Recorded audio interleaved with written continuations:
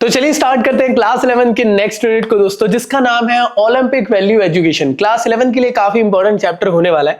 कई सारे लोगों को इस चैप्टर के अंदर बहुत सारी चीजें हैं जिसमें कंफ्यूजन होता है, बट इस वीडियो के अंदर आप लोगों को सारे कंफ्यूजन को दूर कर दूंगा, प्यार से एक चीजों को समझाऊंगा सो दैट आप लोग अपने एग्जामिनेशन में 100 मार्क्स स्कोर कर पाओ। तो दोस्तों क्या क्या चीजें हम लोग पढ़ने वाले हैं, तो ये रहे आप लोग के सभी टॉपिक। इन सब को हम लोग को पढ़ना है क्लास 11 के न्यू सिलेबस के अकॉर्डिंग, जो आप लोग को 26-27 का होने वाला है। तो वीडियो को ईमानदारी से देखिए, एक चीजों को अच्छे से समझे सो दैट एग्जामिनेशन में आप लोग मैक्सिमम मार्क्स स्कोर करने की तरफ आगे बढ़ पाओ। इस चैप्टर के अंदर जो आप लोगों को सबसे पहला टॉपिक देखने को मिलता है दोस्तों, वो ये है कि एंशिएंट और मॉडर्न ओलंपिक क्या होते हैं। एक एक करके ईमानदारी से इन सभी टॉपिक को समझते हैं। सबसे पहले स्टार्ट करते हैं दोस्तों हम लोग एंशिएंट ओलंपिक से, कि एंशिएंट ओलंपिक कब स्टार्ट हुआ, क्या क्या हुआ करता था उस दौरान पे, किस तरीके के रिचुअल्स वहां पे देखने को मिला करते थे, क्या अवार्ड दिया जाता था, इन सब को हम लोग को यहाँ पे देखना है। और बेसिक अगर आप लोग को डेट्स याद रख सकती है तो उसको भी आप लोग को याद रखना है। सबसे पहले हम लोग समझ रहे हैं, जैसे कि मैंने आप लोग को कहा एंशिएंट ओलंपिक के बारे में, इसमें जो सबसे पहली और इंपॉर्टेंट बात है, एंशिएंट ओलंपिक कब स्टार्ट हुआ। तो दोस्तों एंशिएंट ओलंपिक स्टार्ट हुआ था 776 बीसी में ओलंपिया नाम की जगह में, जो कि ग्रीस में आप लोग को देखने को मिलेगी। यहां पे स्टार्ट होता है एंशिएंट ओलंपिक गेम्स। अब आप बोलोगे भैया इसको ऑर्गेनाइज किया गया तो उसके पीछे का कुछ ना कुछ रीजन होगा। जी हाँ, उस टाइम पे जो वहां के गॉड थे दोस्तों, ग्रीक गॉड ज़्यूस, उनकी याद में इसको ऑर्गेनाइज किया जाता था। ऐसा माना जाता है ट्रेडिशन के अकॉर्डिंग दोस्तों, जो ज़्यूस है उनके बेटे थे हरक्यूलिस, उन्होंने अपने पापा की याद में ओलंपिक गेम्स को स्टार्ट कराए थे।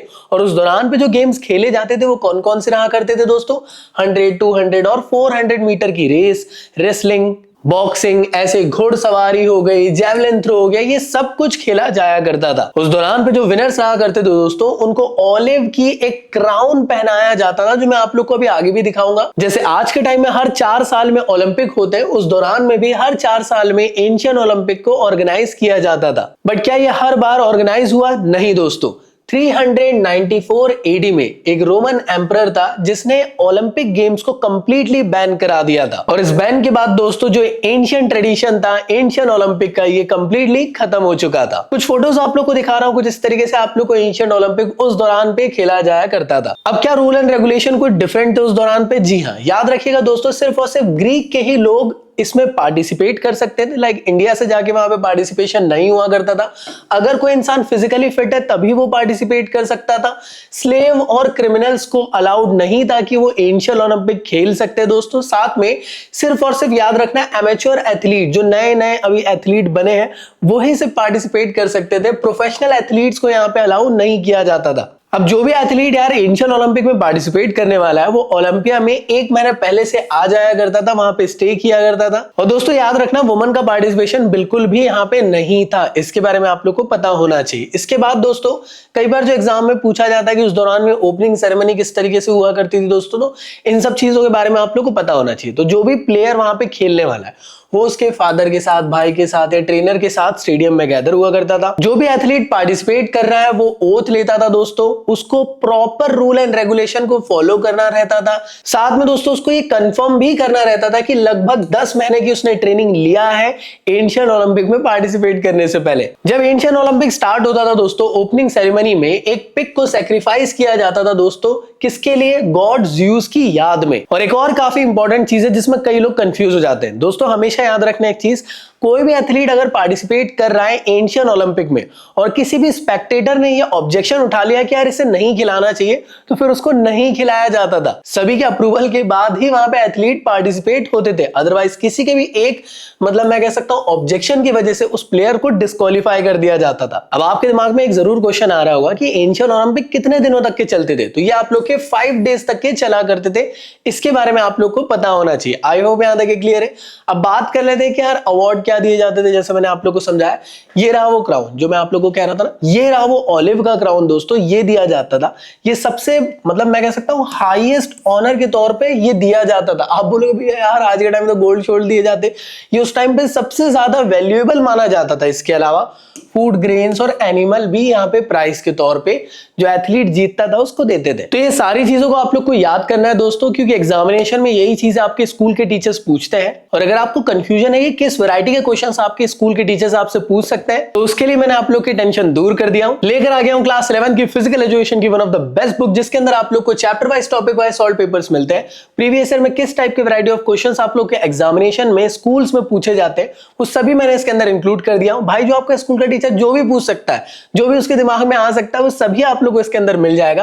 Proper competency question, long questions, MCQ, assertion reasoning, mind maps, answer की, टॉपर्स की शीट सभी के साथ। तो अगर 100 मार्क्स सच में स्कोर करना चाहते हो तो मेरी इस बुक के साथ अपनी फिजिकल एजुकेशन की प्रिपरेशन को आज से ही स्टार्ट करना। बुक के डिस्काउंट लिंक डिस्क्रिप्शन में दे दिया हूं। और हाँ दोस्तों, इसके अंदर सैंपल पेपर्स भी हैं विद प्रॉपर आंसर्स के साथ, जो आपकी क्लास 11 की प्रिपरेशन को धमाकेदार बना देगी। तो अभी जाए ऑर्डर करें और अपनी प्रिपरेशन को धमाकेदार बनाएं। लिंक डिस्क्रिप्शन में गिवन है। तो चलिए स्टार्ट करते दोस्तों। नेक्स्ट टॉपिक इसका नाम है मॉडर्न ओलंपिक। अब ये मॉडर्न ओलंपिक एंशिएंट ओलंपिक से एकदम डिफरेंट है। याद होगा उसको बैन कर दिया गया था, इसको बाद में स्टार्ट किया गया बहुत सालों बाद। अब किसने स्टार्ट किया, कौन है भाई इंसान, तो याद रखना बैरन डे कॉर्बिटन ने इसको स्टार्ट किया। ये है फादर ऑफ मॉडर्न ओलंपिक। क्यों स्टार्ट किया गया, माना गया ऐसा कि यार दुनिया में ना हर कोई एक दूसरे से लड़ रहा है, तो एक किस्म से पीस, यूनिटी, भाईचारा बन पाए पूरी दुनिया के बीच में। इस वजह से यहाँ पे एंशिएंट ओलंपिक के बाद मॉडर्न ओलंपिक को वापस स्टार्ट किया गया दोस्तों, जिसमें डिफरेंट डिफरेंट नेशन के लोग आकर एक दूसरे से कंपीट करते हैं। और स्पोर्ट्स एक ऐसा कल्चर है दोस्तों जिसमें लोग एक जगह इकट्ठा होते हैं और दोस्ती यारी बढ़ती है, यूनिटी होती है। तो दोस्तों 1893 में एक मीटिंग ऑर्गेनाइज की गई। इसमें ये डिसाइड हुआ कि काम करते हैं यार, जो बहुत सदियों पहले ओलंपिक गेम्स चला करते थे उसको वापस स्टार्ट करते हैं। इस मीटिंग के अंदर पार्टिसिपेट किया था दोस्तों इटली, ग्रीस, स्पेन और स्वीडन ने। और इस प्रपोजल के बाद first time modern Olympic start होते दोस्तों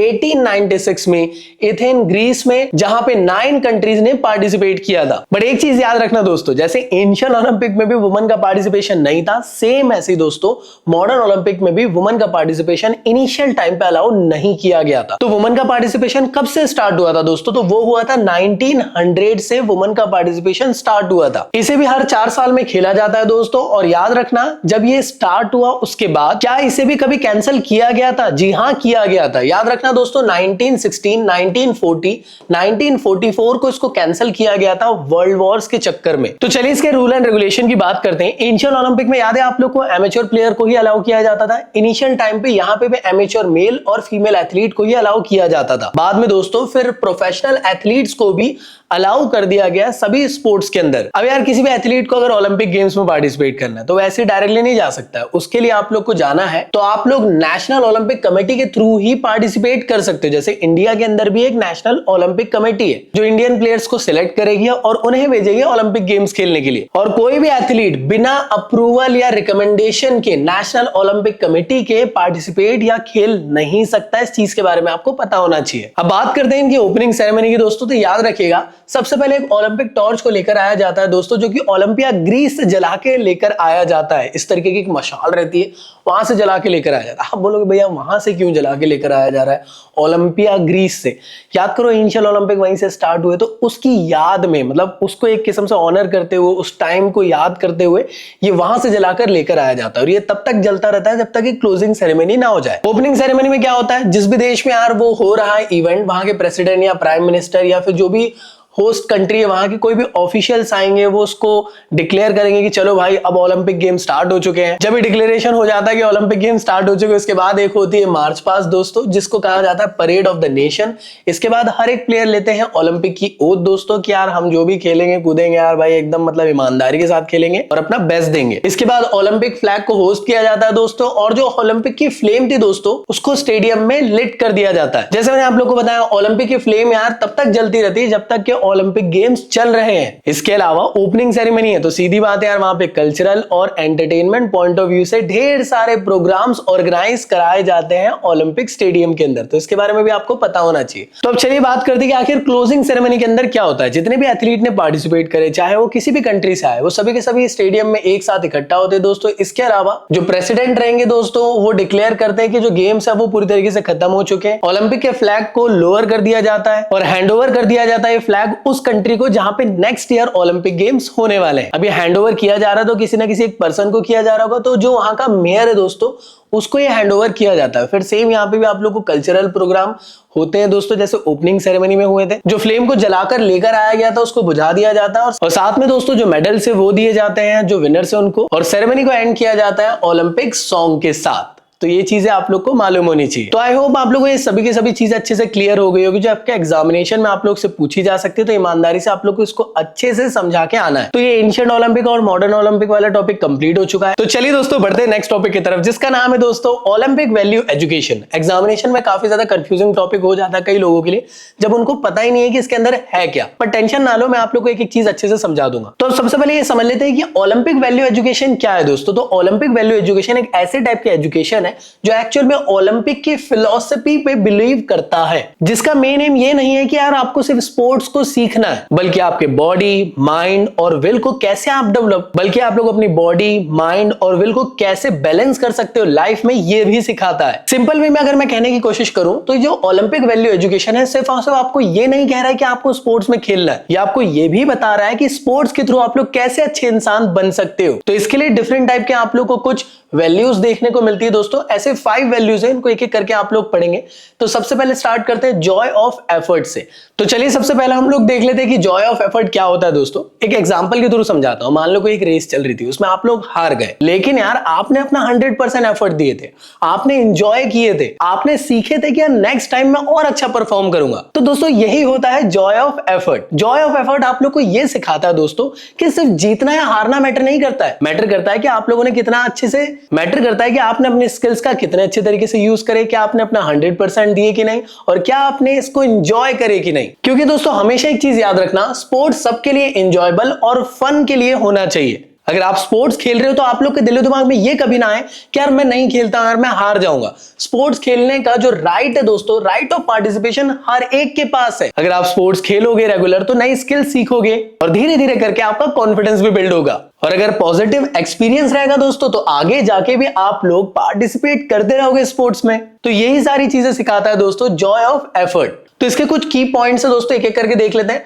हर एक को पार्टिसिपेट करना चाहिए स्पोर्ट्स के अंदर, अपना बेस्ट देना चाहिए, नई चीजों को सीखना चाहिए और कॉन्फिडेंस बिल्ड करना चाहिए, और साथ में पॉजिटिव एटीट्यूड लेकर आना चाहिए स्पोर्ट्स के लिए। तो आई होप क्लियर हुआ जॉय ऑफ एफर्ट के बारे में। बस ये क्या है कि जो मेहनत आपने करे हो, क्या आप उसने, तो आखिर है क्या कि जो मेहनत आपने करे थे क्या आप उसको एंजॉय कर भी पाए कि नहीं, ये सिखाता है जॉय ऑफ एफर्ट। अगली बात करते हैं दोस्तों, वो है आप लोग का फेयर प्ले, ईमानदारी के साथ खेलना। सिंपल वे में कहूं तो जो भी रूल एंड रेगुलेशन है स्पेसिफिक गेम के, उसमें आप लोग ऑनेस्टी के साथ खेलो, उसको प्रॉपर तरीके से यूज करते हुए खेलो, चीटिंग मत करो, ये कहलाता है दोस्तों फेयर प्ले। तो वही चीज आप लोग को यहाँ पे भी लिखी हुई है, fair play means playing honestly and following the rule and regulation. Fair play के दम पे आप लोग का बिहेवियर बेटर हो जाता है, दूसरों की रिस्पेक्ट करना सीख जाते हो आप लोग, चाहे वो रेफरी, ऑफिशियल्स हो, टीममेट्स क्यों ना हो या फिर ओपोनेंट क्यों ना हो। और दोस्तों फेयर प्ले हमेशा अवॉइड करवाता है कि आप लोग कभी चीटिंग से ना जीतो, क्योंकि यार चीटिंग की जीत में वो मजा नहीं है जो मेहनत की जीत में। तो भले आप हार क्यों ना रहे हो, लेकिन फेयर प्ले के साथ आप लोगों को खेलना है। तो आई होप यहां तक क्लियर हुआ है। इसके अलावा हम लोग कुछ बात कर लेते हैं इसके की पॉइंट्स के बारे में। मतलब कि फेयर प्ले कर रहे हो तो सीधी बात है रूल एंड रेगुलेशन के साथ आप लोगों को खेलना है, अपोनेंट का रिस्पेक्ट करना है। जब आप लोग मान लो आप लोग की टीम हार गई, उसके बाद आप लोग को शेक हैंड करना, जो प्लेयर्स आप लोग के साथ खेल रहे थे उनको अप्रिशिएट करना है कि उन्होंने बहुत अच्छा खेले। अगर ये सब चीजें करते हो दोस्तों तो ये सारी चीजें आप लोग की फेयर प्ले के अंदर आती है। अब बात करते हैं नेक्स्ट, वो है आप लोग का रिस्पेक्ट फॉर अदर। भाई अगर आप लोग क्रिकेट खेल रहे हो या फिर कोई भी स्पोर्ट्स खेल रहे हो, जब आपके टीम मेंबर्स आपके साथ है तो आप लोग को हर एक की प्रॉपर रिस्पेक्ट करना बहुत ज्यादा जरूरी है, वो भी विदाउट डिस्क्रिमिनेशन के साथ। ये नहीं देखना है कि उसका रिलीजन क्या है, उसकी कास्ट क्या है, उसका सेक्स क्या है या फिर वो किस सेक्ट से आता है। आपको हर एक की रिस्पेक्ट करना जरूरी है। स्पोर्ट्समैनशिप की क्वालिटी यही होती है दोस्तों कि हम हर एक की रिस्पेक्ट करना जानते।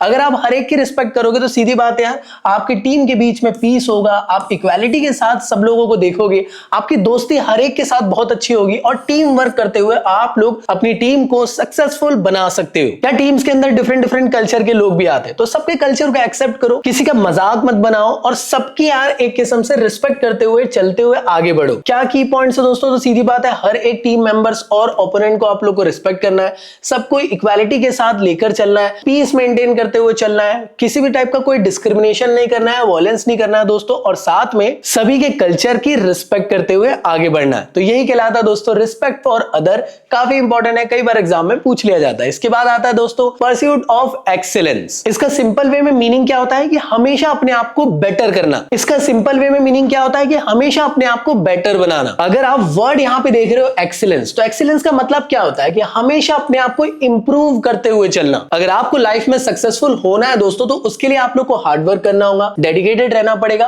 और कंटिन्यूअसली इंप्रूवमेंट लेकर आते रहना पड़ेगा अपनी फील्ड में। तभी आप लोग दोस्तों अपने आप को एक्सीलेंस की तरफ लेकर जा पाओगे। तो दोस्तों ये स्पोर्ट्स की फील्ड में भी लागू होता है। हमेशा स्पोर्ट्स की फील्ड में आप लोग का एम ये होना चाहिए कि हमेशा आप लोग बेस्ट परफॉर्म करो, ना कि दूसरी टीम को हराने की तरफ आप लोग ध्यान दे रहे हो। अगर आप अच्छा खेलोगे तो डेफिनेटली आपकी टीम जीत जाएगी। तो यही की पॉइंट्स है दोस्तों, हमेशा आप लोग को इंप्रूव करते रहना चाहिए, अपनी परफॉर्मेंस को हार्ड वर्क करना चाहिए, डेडिकेटेड रहना चाहिए, हमेशा कॉन्फिडेंट रहना चाहिए कि हाँ भाई मैं कर लूंगा, अपनी टीम को जिता लूंगा। साथ में सेल्फ डिसिप्लिन होना बहुत ज्यादा जरूरी है दोस्तों, अदरवाइज आप कभी भी आगे नहीं बढ़ पाओगे। लाइक अगर आप भी पढ़ाई ऐसे करते हो ना कि एग्जाम के एक दिन पहले पढ़ लेंगे और पास हो जाएंगे, तो याद रखो फिर वो डिसिप्लिन नहीं है। आप अपने आप को इंप्रूव नहीं करना चाहते हो, बस पास होना चाहते हो। अगर आप ऐसा सोचोगे तो आगे नहीं बढ़ पाओगे। लेकिन आपको एक्सीलेंस की तरफ जाना है तो अपनी पर्सनल ग्रोथ के लिए आप लोग को डेली मेहनत करना जरूरी है। अब चलिए बात करते हैं नेक्स्ट, वो है दोस्तों balance between body, will and mind. जैसे आप सभी लोग जानते होंगे स्पोर्ट्स एक्चुअल में हेल्प करता है ओवरऑल डेवलपमेंट के लिए, सिर्फ एक डेवलपमेंट के लिए नहीं। चैप्टर नंबर 1 के अंदर में हमने पढ़े थे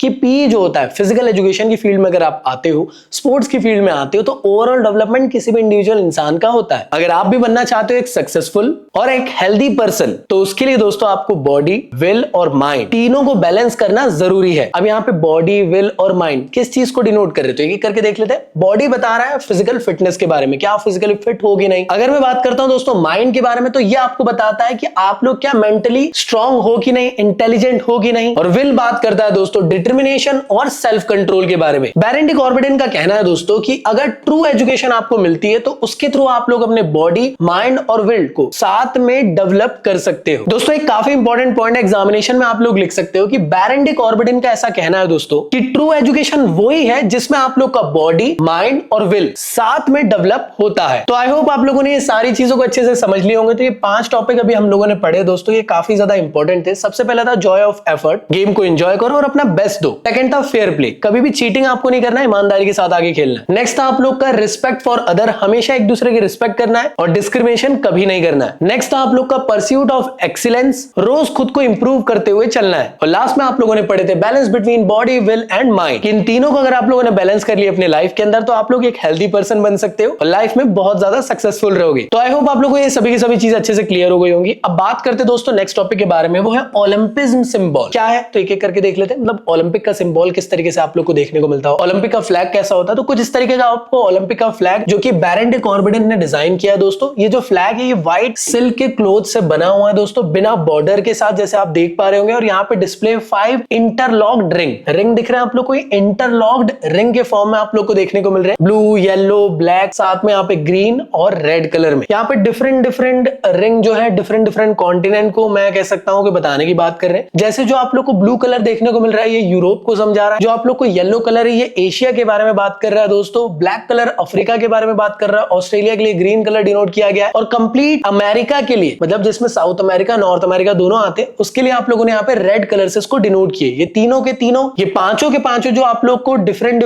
रिंग्स देखने को मिल रहे हैं, इंटरलॉक्ड है एक दूसरे से। और एग्जामिनेशन में भी आप लोग को ऐसा बना के आना है। अब मैं जानता हूं कि आप लोग के दिमाग में आ रहा होगा कि क्या ये कॉन्टिनेंट बनाना है, नहीं, आप लोग इस तरीके से रिंग बनाओ, ठीक है। आप लोग नॉर्मली इस तरीके से बस रिंग बनाओगे। सबसे पहले क्या करो, 3 इस तरीके से रिंग बना दो कुछ इस तरीके से, फिर यहाँ पे इसको इंटरलॉक कर दो कुछ इस तरीके से। तो ऐसे करके आप लोग को डायग्राम बना के आना है। इसके बाद अगर मैं बात करता हूँ ओलंपिक के अंदर जो फ्लेम यूज होती है दोस्तों, ये सिंबलाइज करती है किस चीज को दोस्तों, light of spirit, knowledge and life को। काफी ज्यादा इंपॉर्टेंट एग्जामिनेशन में पूछा जाता है। इस फ्लेम को कहां से जला के लेकर आया जाता है, ग्रीस का जो विलेज था ना दोस्तों ओलंपिया नाम का, वहां से जलाकर लेकर आया जाता है दोस्तों उस स्टेडियम तक के। और फिर ये स्टेडियम में जलता चलता रहता है तब तक के जब तक कि क्लोजिंग सेरेमनी ना हो जाए। इस चीज के बारे में आपको पता होना चाहिए। कुछ इस तरीके से फ्लेम को लेकर आया जाता है, दौड़ा जाता है, फिर आगे ना इसको इस तरीके से जला दिया जाता है एक बड़े से, मैं कह सकता हूँ कढ़ाई में इस तरीके का एक वो रहता है, उसमें जलाते थे। ठीक है भाई, अब बात करते हैं ओलंपिक के मैस्कॉट के बारे में। ये मैस्कॉट क्या होता है?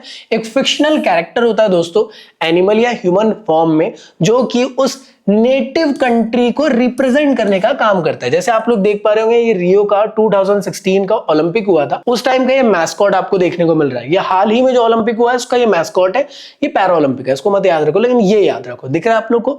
तो इस तरीके से मैस्कॉट बनाए जाते हैं। आई होप क्लियर है। अब क्या क्या मेडल दिए जाते हैं, तो सीधी बात है, आप लोग को यहाँ पे गोल्ड, सिल्वर और ब्रॉन्ज मेडल दिए जाते हैं जो विनर्स होते हैं उन लोगों को। इसके अलावा दोस्तों ओलंपिक का मोटो क्या होता है? कई बार एग्जाम में आता है। ओलंपिक मोटो क्या है? Citius, altius, fortius. क्या मतलब होता है इसका? Faster, higher and stronger. तो दोस्तों ये मोटो है, आपको एग्जामिनेशन में भी लिखना है। ये जो लैटिन वर्ड है ये भी लिखेंगे और इनका मीनिंग क्या है? फास्टर, हायर, स्ट्रॉन्गर, ये भी आपको लिख कर आना है। ओलंपिक की कुछ ओथ होती है। जी हाँ भाई, ओलंपिक की एक ओथ होती है, जैसे आप देख पा रहे हो, in the name of all competitor I promise that we shall take part in these Olympic games respecting and abiding by the rule that govern them in the true spirit of sportsmanship for the glory of sports and honour of our teams. हम आपको कहोगे क्या भाई ये Olympic की oath याद रखना है ना? आप बस इतना याद रखो कि ओलंपिक की ओथ ली जाती है, बस खत्म कहानी है। ठीक है ना? जिसमें यही कहा जा रहा है कि मैं एक दूसरे की रिस्पेक्ट करूंगा, रूल एंड रेगुलेशन को फॉलो करूंगा, ईमानदारी के साथ खेलूंगा और स्पोर्ट्समैनशिप की क्वालिटी दिखाते हुए अपनी टीम या कंट्री का नाम आगे बढ़ा के लेकर जाने वाला हूं। बस ये चीज आप लोग को पता होना चाहिए। ठीक है, अब बात करते हैं नेक्स्ट टॉपिक के बारे में, वो है ओलंपिज्म के बारे में। तो चलिए समझते हैं ओलंपिज्म के बारे में। अब आपके दिमाग में आ रहा होगा कि ओलंपिज्म क्या है। तो दोस्तों ओलंपिज्म एक ओलंपिक की फिलॉसफी है जो स्पोर्ट्स के थ्रू एक्सीलेंस, फ्रेंडशिप और रिस्पेक्ट को बढ़ावा देती है। ये आपको ये सिखाती है कि जीतना और हारना ही नहीं, एक अच्छा इंसान बनना भी ज्यादा इंपॉर्टेंट है। तो ओलंपिज्म के अंदर आप लोग को मेनली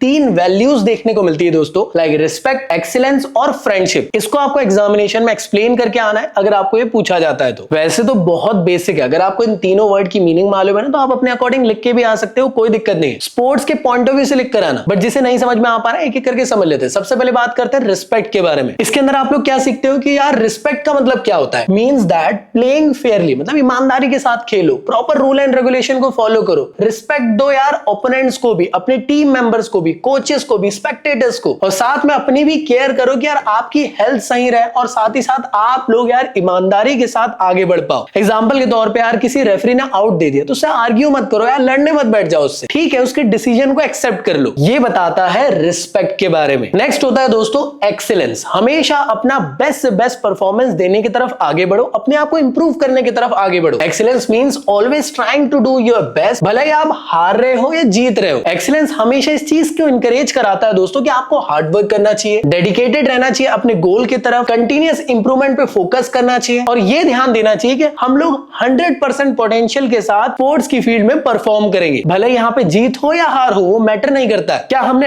100% एफर्ट दिया कि नहीं, ये सबसे ज्यादा मैटर करता है एक्सीलेंस के अंदर। और लास्ट होता है दोस्तों फ्रेंडशिप। जैसे स्पोर्ट्स की फील्ड में जब आप नए लोगों के साथ मिलते हो तो उनके साथ दोस्ती करो और उस दोस्ती को आगे भी बरकरार रखो, और जो आपके दोस्त बने उनके साथ अच्छे रिलेशन बनाओ, ये सिखाने का काम करता है फ्रेंडशिप। फ्रेंडशिप मतलब क्या? वही चीज, building good relationship through the sports. ये आपको किस चीज के लिए इंकरेज कर रहा है भाई? कि जो नए दोस्त बने उनको समझो, उनके साथ कोऑपरेट करो, म्यूचुअल रिस्पेक्ट रखो दोस्तों, क्योंकि जो आप लोग के साथ खेलने आए वो भी कुछ ना कुछ अच्छा खेलते तभी तो यार ओलंपिक में आपके साथ खेल रहे। और ऐसा नहीं करना है आपको कि यार सिर्फ फ्रेंडशिप उनके साथ करना है जो आपके जैसे लोग हैं। अगर डिफरेंट टाइप के कल्चर के लोग हैं, डिफरेंट रिलीजन के, डिफरेंट कंट्री के, उनके साथ भी आपको दोस्ती बनानी चाहिए। मान लेते हैं आप लोग का मैच हुआ, आप जीत गए हार गए वो बात अलग है। जब मैच खत्म होता है उसके बाद सबको शेक हैंड करना चाहिए, एक दूसरे को अप्रिशिएट करना चाहिए। किसी ओपोनेंट टीम प्लेयर ने भी बहुत अच्छा खेला है तो उसको भी जाके अप्रिशिएट करे, इससे आप लोगों के बीच में दोस्ती बनेगी। तो चलिए दोस्तों बढ़ते हैं नेक्स्ट टॉपिक की तरफ। वो रहने वाला है आप लोग को ओलंपिक मूवमेंट का स्ट्रक्चर क्या है दोस्तों। तो एक एक करके इसको समझ लेते हैं। तो बेसिकली इसके अंदर आप लोग को जो ओलंपिक के गेम्स ऑर्गेनाइज होते हैं उसको कैसे मैनेज करना है और इसका कंप्लीट ऑर्गेनाइजेशन का सिस्टम कौन हैंडल करेगा, इसके लिए डिफरेंट डिफरेंट कमिटीज हम लोगों ने बना दी। तो इसके अंदर आप लोग को डिफरेंट डिफरेंट कमिटीज के बारे में पढ़ना है जो एग्जामिनेशन में आप लोग के लिए इंपॉर्टेंट है। इसमें जो सबसे ज्यादा इंपॉर्टेंट है दोस्तों वो है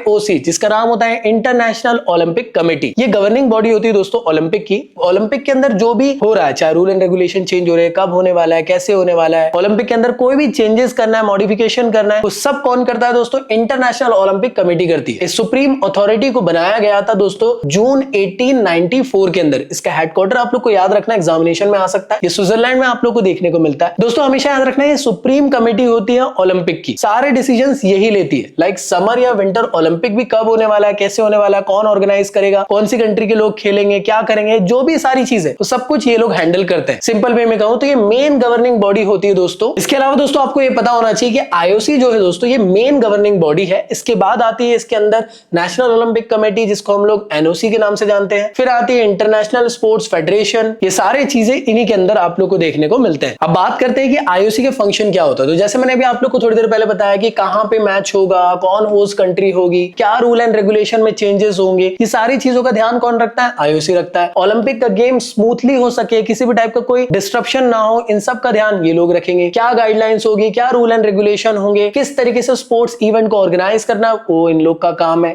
किसी भी टाइप का यहाँ पे डिस्क्रिमिनेशन ना हो, सारी चीजें फेयर प्ले के साथ हो सके, ये सब चीजों का ध्यान ये लोग रखेंगे। साथ में किसी भी टाइप की कोई डोपिंग प्रैक्टिस ना हो, जिससे कि स्पोर्ट्स की फील्ड में कोई इनहैंस होकर आ गया तो सीधी बात है यार, जो नेचुरली प्रिपेयर कर रहा है वो अच्छा परफॉर्मेंस नहीं दिखा पाएगा। तो ऐसी कोई प्रैक्टिस ना करे डोपिंग जैसी, इसको रिस्ट्रिक्ट करने का काम ये लोग करते हैं और सारी चीजों का ध्यान रखने का काम भी ये करते हैं। कौन कौन से प्लेयर्स पार्टिसिपेट करेंगे, क्या करने वाले, क्या नहीं करने वाले, ये सारी चीजें यही लोग डिसाइड करते हैं। तो मैं ये कह सकता हूं कि ये सुप्रीम अथॉरिटी है ओलंपिक गेम्स की दोस्तों। मैं कह सकता हूं पूरे वर्ल्ड लेवल पे जो मेन बॉडी है ना, वो है कौन? International Olympic committee. अब लेकिन आप जानते हो दुनिया भर में ढेर सारी कंट्रीज है, तो हर कंट्री के लिए एक नेशनल ओलंपिक कमेटी भी बना के दे दी गई है। ये कंट्री वाइज काम करती है दोस्तों। तो मेनली इनका काम क्या है? प्रमोट करना और डेवलप करना ओलंपिक के मूवमेंट को उस इंडिविजुअल कंट्री के अंदर। किसके अकॉर्डिंग? ओलंपिक के चार्टर के अकॉर्डिंग। इस चीज के बारे में आपको पता होना चाहिए। इनका फंक्शन क्या होता है? ओलंपिक के मूवमेंट को प्रमोट करना दोस्तों, साथ में स्पोर्ट्स का डेवलपमेंट कराना, हर एक को ये बताना कि स्पोर्ट्स हर एक इंसान के लिए, चाहे आप विलेज में रहते हो या फिर अर्बन सोसाइटी में क्यों ना, अगर आप अच्छा खेलते हो तो स्पोर्ट्स सबके लिए और सबको एक जैसा समझता है। अगर कोई अच्छा प्लेयर है उसको प्रॉपर ट्रेनिंग प्रोवाइड करने का काम भी ये लोग करते हैं। कंप्लीट एथलीट को सपोर्ट करते हैं। कौन ओलंपिक के अंदर खेलने जाने वाला है किसी स्पेसिफिक कंट्री से, फॉर एग्जांपल इंडिया से, कौन जाएगा, क्या करेगा, तो हमारे देश की जो नेशनल ओलंपिक कमेटी है दोस्तों, ये डिसाइड करती है इस चीजों को। इसके अलावा कुछ की पॉइंट्स इसको याद रख लेना। 206 आप लोग को नेशनल ओलंपिक कमेटीज वर्ल्ड में देखने को मिलते हैं और नेशनल ओलंपिक कमेटी को रिकॉग्नाइज कौन करता है दोस्तों? वो करता है आईओसी।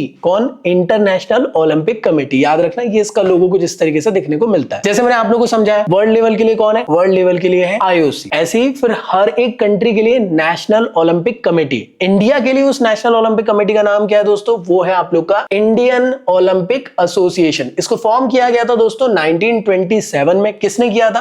तो इसके फर्स्ट प्रेसिडेंट थे दोस्तों सर दोराबजी टाटा। याद रखना, नाम एग्जाम में आ जाता है। सेक्रेटरी कौन थे दोस्तों? तो वो थे डीजी नॉरेन। और असिस्टेंट सेक्रेटरी कौन थे दोस्तों? तो वो थे जीडी सोधी जी। याद रखना दोस्तों, आईओए कौन है? National Olympic committee. किसकी? इंडिया की। जिसको रिकॉग्नाइज किसने किया है भाई? इंटरनेशनल ओलंपिक कमेटी ने किया। इसका हेडक्वार्टर आप लोग को न्यू दिल्ली में देखने को मिलता है। तो इसका बेसिकली फंक्शन क्या है कि इंडिया के अंदर से यार जो भी प्लेयर्स को आप लोग सिलेक्ट कर रहे हो, जो ओलंपिक के अंदर जाने वाले, उनका सिलेक्शन का काम इनका है। देश भर में पार्टिसिपेशन बढ़ाना है, इंडिया के अंदर स्पोर्ट्स के कल्चर को प्रमोट करना, ओलंपिक के मूवमेंट को ज्यादा से ज्यादा प्रमोट करने का काम ये लोग करते हैं। साथ में दोस्तों नेशनल स्पोर्ट्स फेडरेशन के साथ कोऑर्डिनेट करने का काम भी इन्हीं का होता है। इस चीज के बारे में आपको मालूम होना चाहिए। इनका लोगो काफी इंपॉर्टेंट है, एग्जामिनेशन में कई बार आपको बनाने को आता है। चलिए दोस्तों बात करते हैं हमारे लास्ट टॉपिक की, जो रहने वाला है इंटरनेशनल स्पोर्ट्स फेडरेशन। कई लोग इसी में कंफ्यूज हो जाते हैं कि आखिर ये इंटरनेशनल स्पोर्ट्स फेडरेशन क्या है। तो दोस्तों ये वो ऑर्गेनाइजेशन होता है जो किसी भी एक पर्टिकुलर स्पोर्ट्स को इंटरनेशनल लेवल पे मैनेज करने का काम करता है। मैनेज और कंट्रोल करने का काम